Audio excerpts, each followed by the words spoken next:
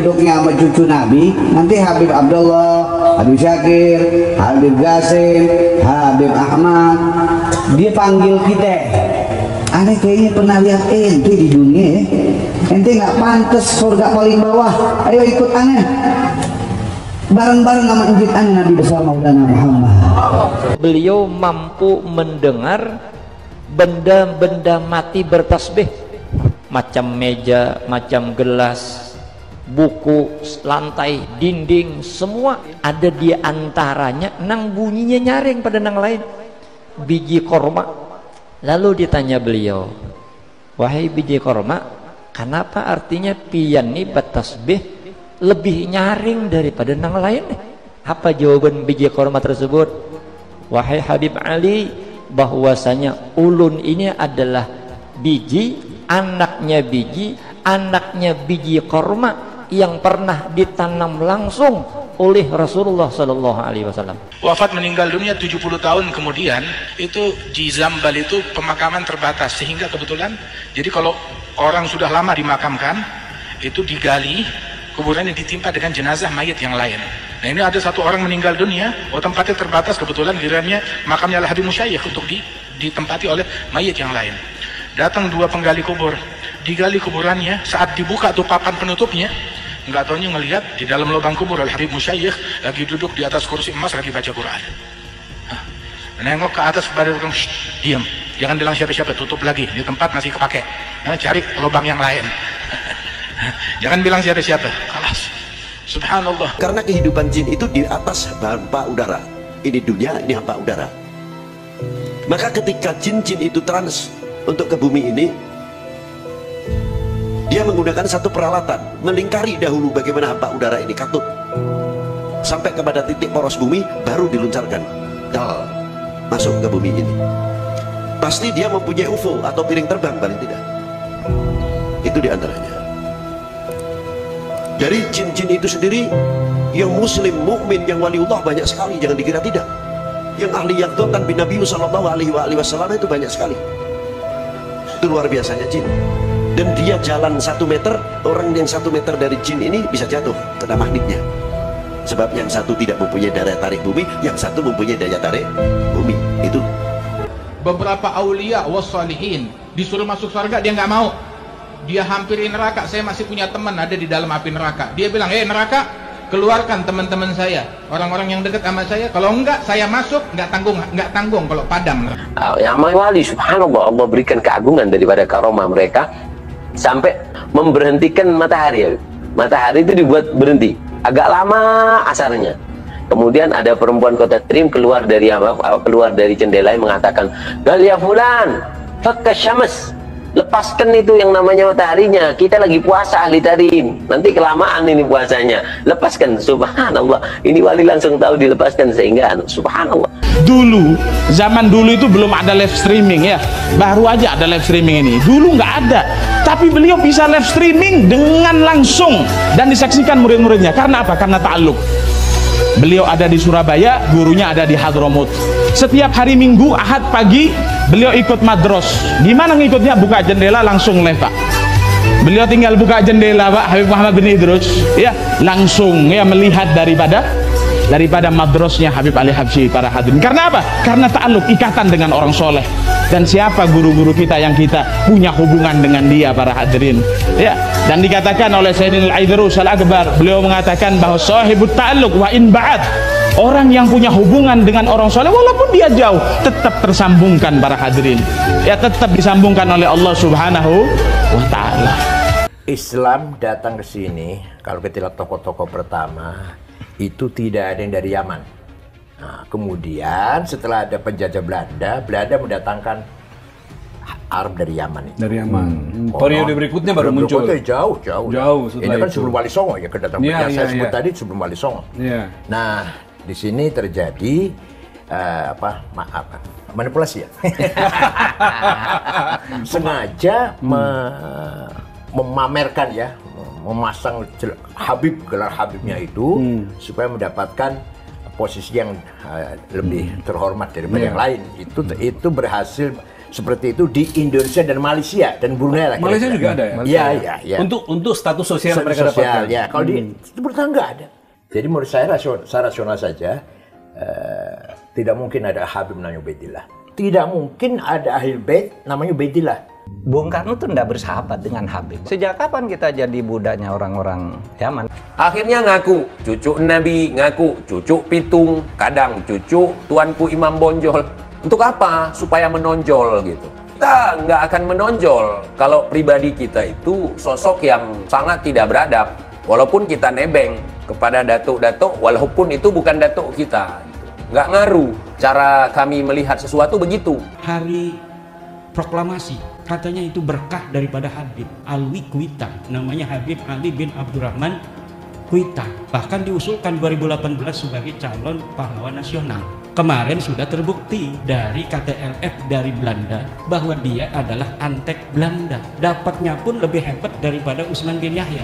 Kalau Utsman bin Yahya dapatnya penangnya itu cuma 1, Habib Ali bin Abdurrahman Kuitang dapatnya 2, dan ini bisa dikonfirmasi di Leiden Library yang ada di internet. Masuk bapak-bapak, kiai-kiai ke perpustakaan Leiden yang ada di internet, kemudian klik digital collection, tulis Ali bin Abdurrahman Al-Habsyi Kuitang. Muncul itu fotonya dengan 2 bintang penghargaan dari Ratu Belanda.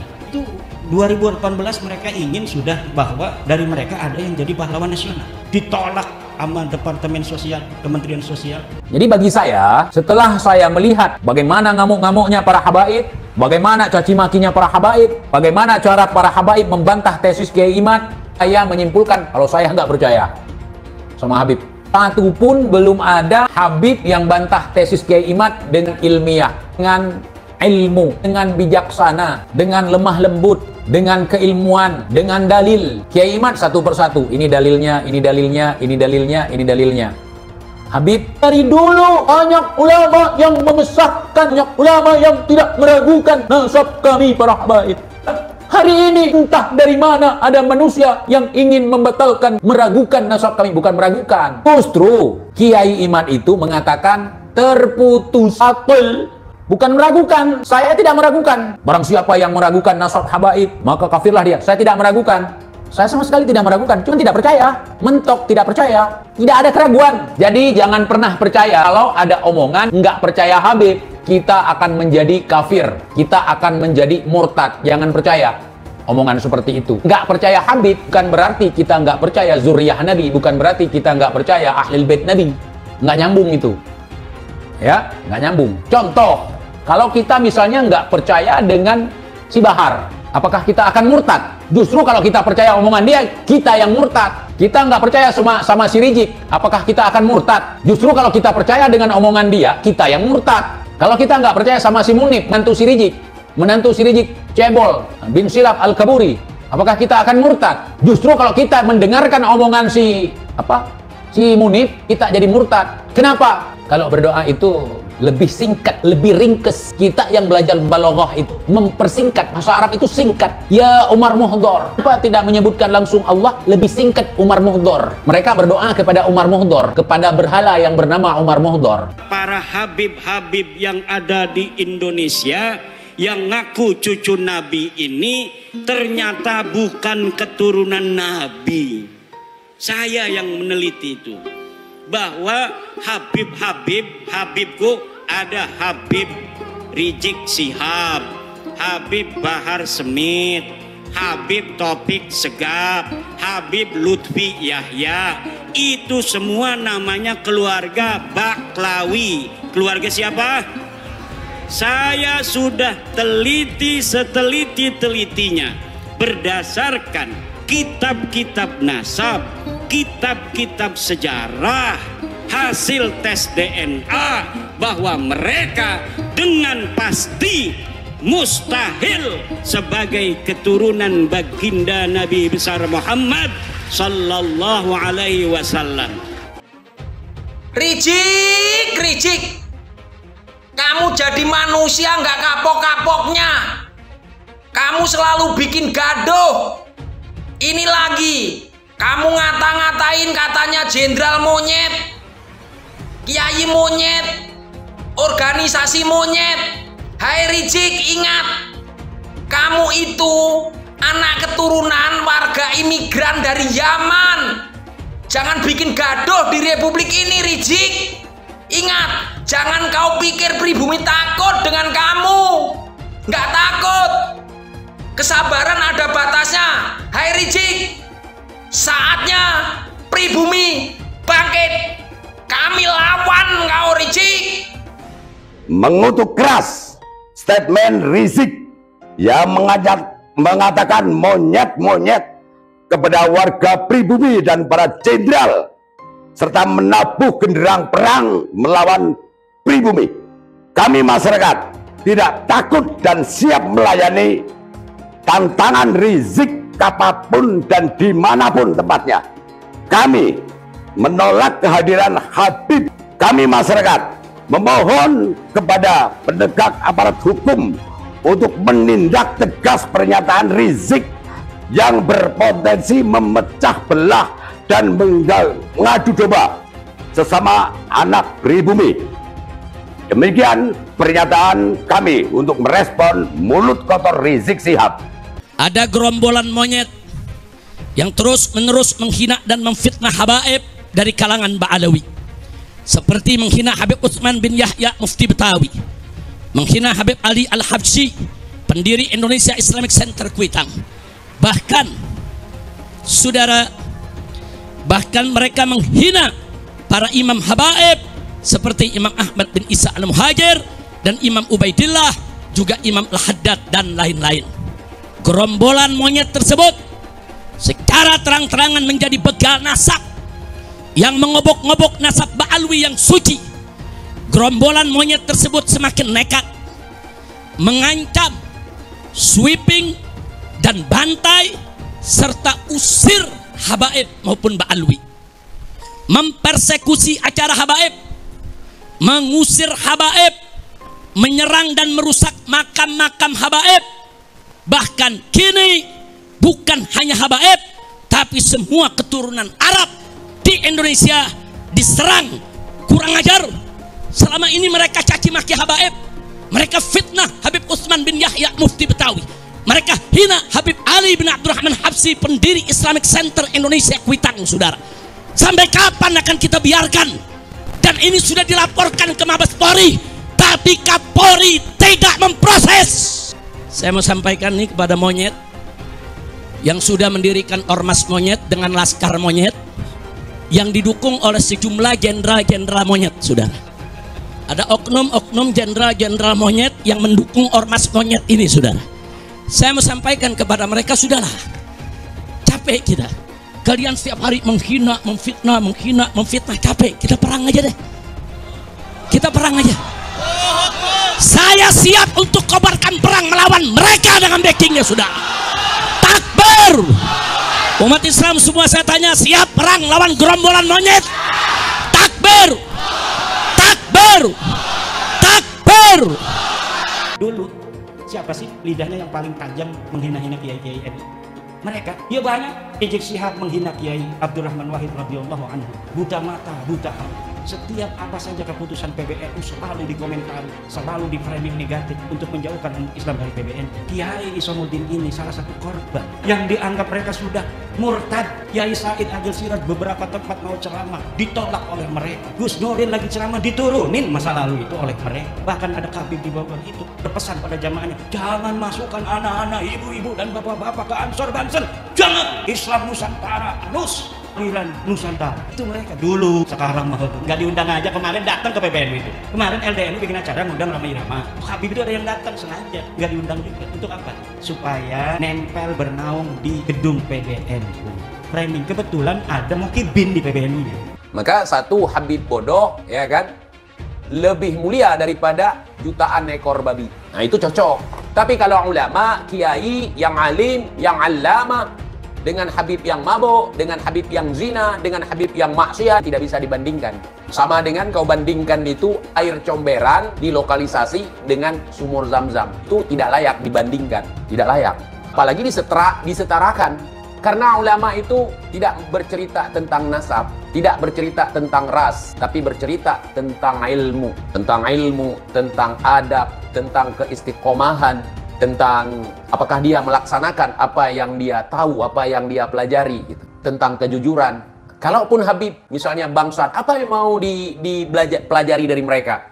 Oh, itu bukan untuk dipelajari, harus dimuliakan aja. Untuk apa kita memuliakan sesuatu yang tidak mulia? Satu, lagu Roma Irama sebujur bangkai lebih utama dari ceramah para habaib 70 habaib. Satu lagu sebujur bangkai Roma Irama lebih mulia dan lebih manfaat bagi umat Islam daripada ceramah 70 habaib. Pak Quraisy aja disebut sesat, setingkat Pak Mahfud MD saja disebut sesat, kemudian setingkat dulu Cak Nur, pemikir besar Hasanah Islam Indonesia, itu juga disebut kafir kan, gitu loh. Saya Gus Dur sama kan, sesat.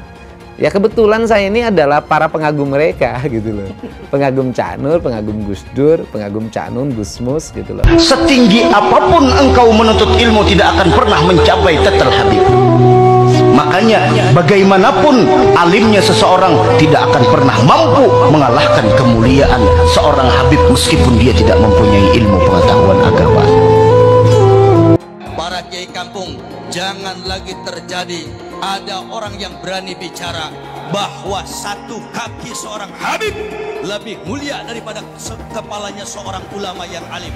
Jangan sampai ada lagi yang berani bicara seorang Habib yang ahli maksiat, ahli yang tukang doraka, tukang dosa dikatakan lebih mulia daripada 70 ulama yang alim. Dan ini ada jelas penistaan, penghinaan yang tidak bisa kami biarkan terhadap leluhur, orang tua kami, guru-guru kami, para kiai kami, khususnya yang ada di golongan Ahlus Sunnah wal Jamaah Nahdlatul Ulama. Ada beberapa dari habaib yang sampai mengatakan bahwa kalau kiai itu misalkan melakukan maksiat, kiainya luntur. Tapi kalau kami Habib mau melakukan apapun, darah secara genetiknya sudah nyambung bersama kami. Jadi kami tidak bisa bisa jadi mantan Habib. Kiai Iman bikin tesis pun sebenarnya adalah reaksi atas kecongkakan dari orang-orang habaib itu. Siapapun yang mengaku keturunan Nabi wajib diverifikasi, dan siapapun yang mengaku keturunan Nabi dan terbukti bukan keturunan Nabi wajib kita batalkan.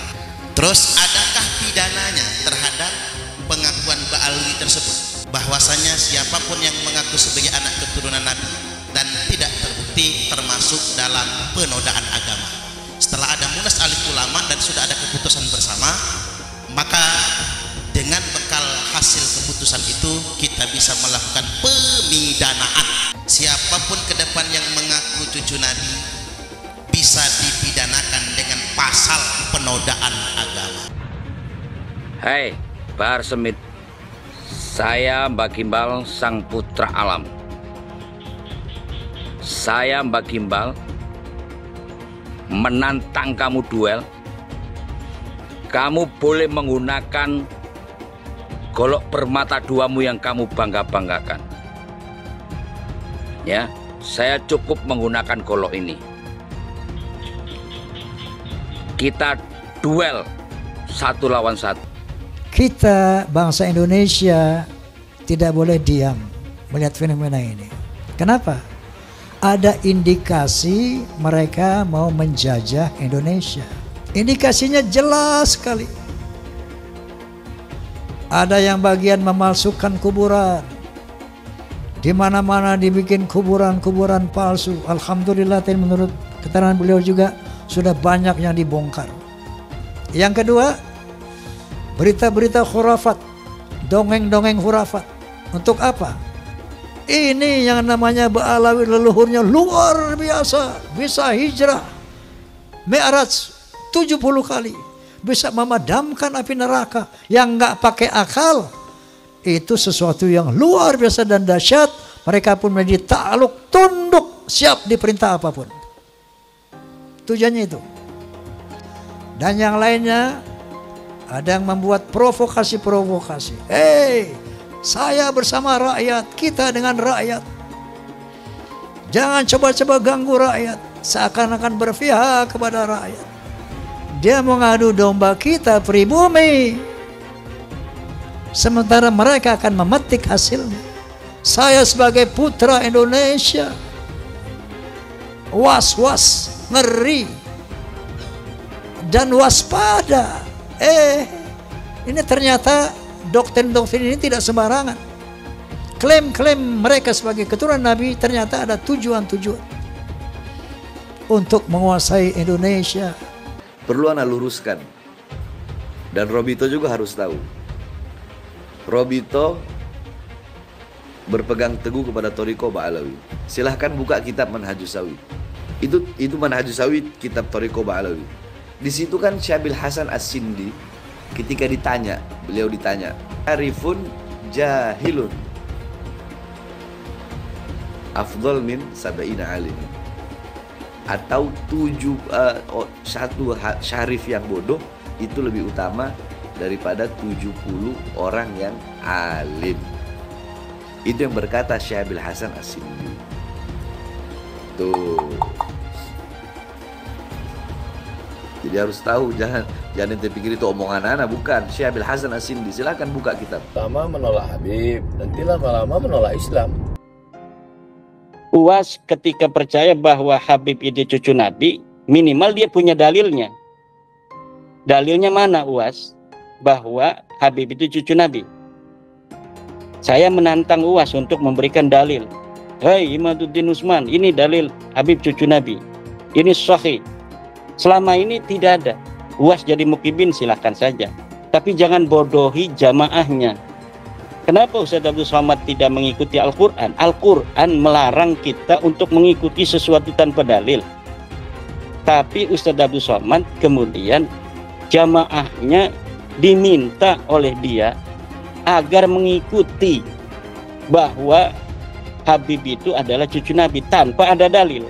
Yang jelas adalah apa yang dikatakan oleh UAS, bahwa tidak percaya kepada nasab habaib itu sama dengan tidak percaya pada Islam, itu tidak ilmiah, tidak berdasarkan ilmu pengetahuan, dan membawa jamaahnya kepada taklid buta yang dilarang oleh agama Islam.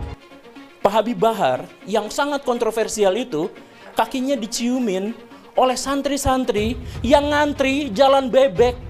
Sakit hati ketika melihat ada orang keturunan Yaman kemudian disujudi, diciumi kakinya oleh orang-orang pribumi pesek.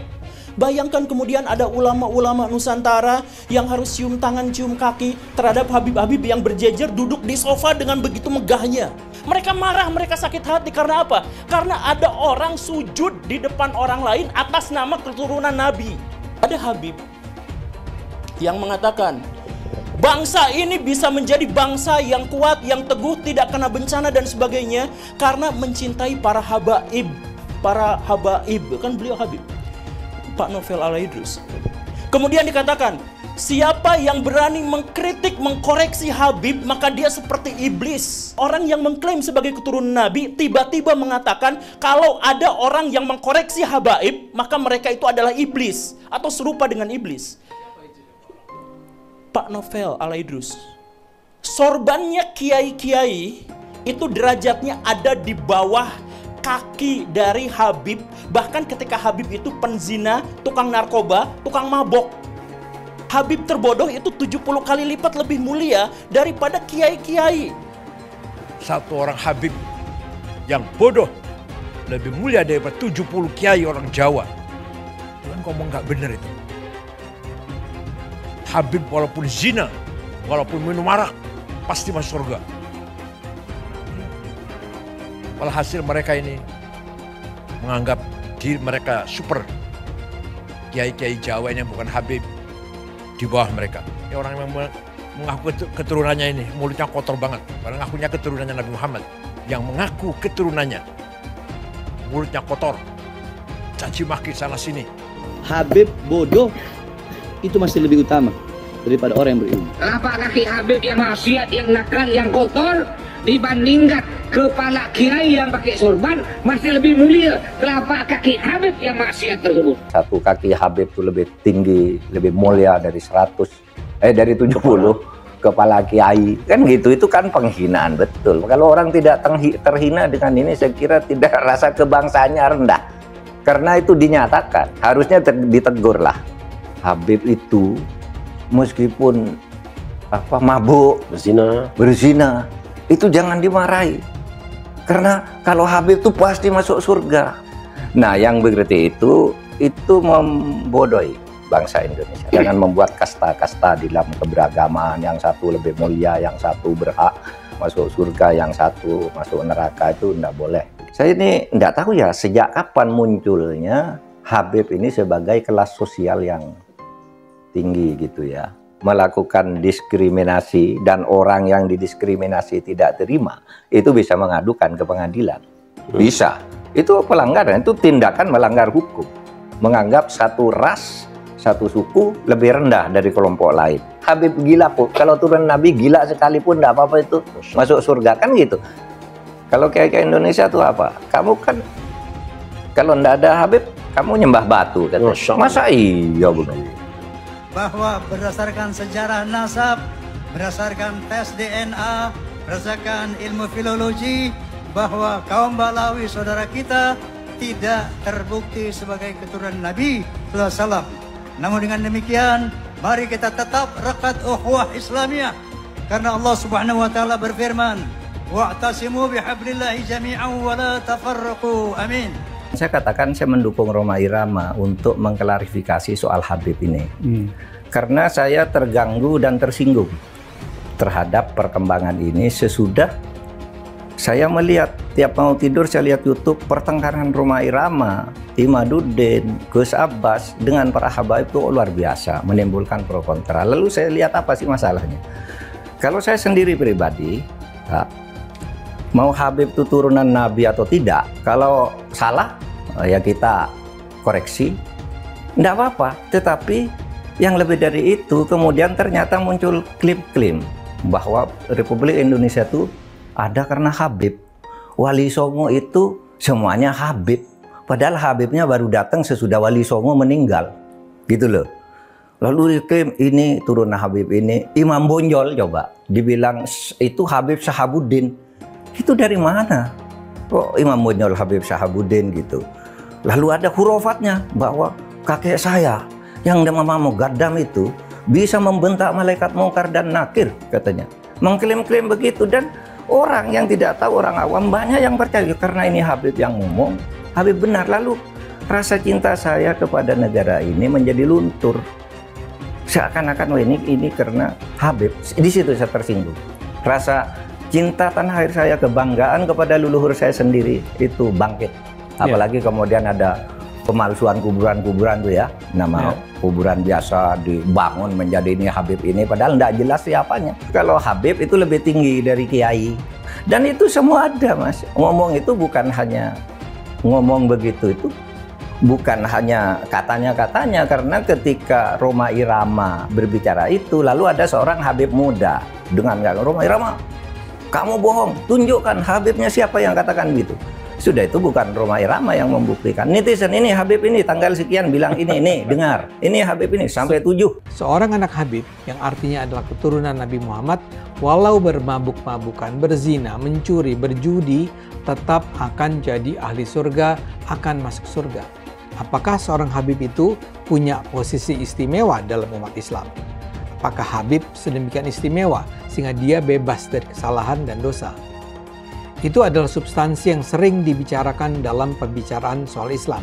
Misalnya ada Habib yang menyatakan, ada darah Nabi di tubuhku. Jika kau menyakitiku, kau juga menyakiti Rasul. Atau ada juga yang menyatakan, satu Habib bodoh lebih baik dari 70 kiai yang alim. Atau ada yang bilang, kaki Habib lebih mulia daripada kepala kiai. Buat saya ini sangat mengherankan. Mengapa Bahar harus marah-marah? Tapi bukan hanya Bahar yang marah-marah. Habib lain yang ngomel adalah Rizik Syihab.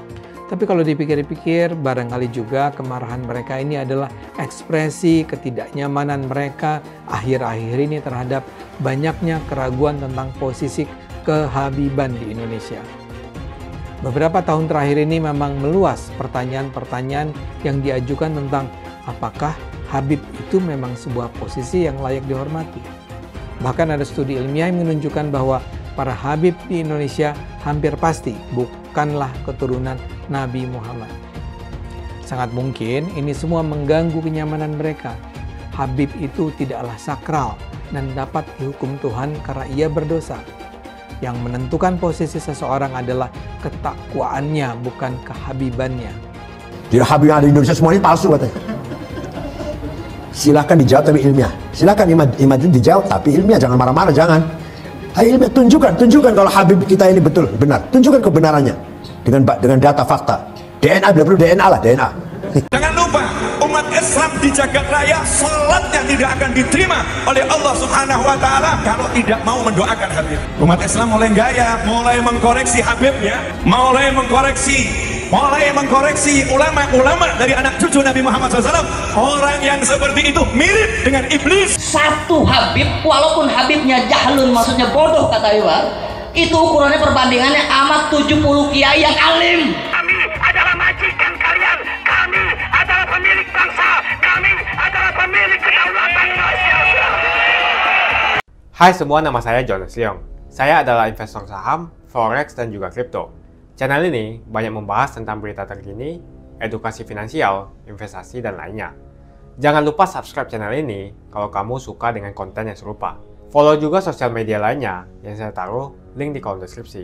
Di sana kalian bisa dapatkan konten yang berbeda. Saya juga punya Telegram channel yang isinya berfokus kepada trading dan juga investasi.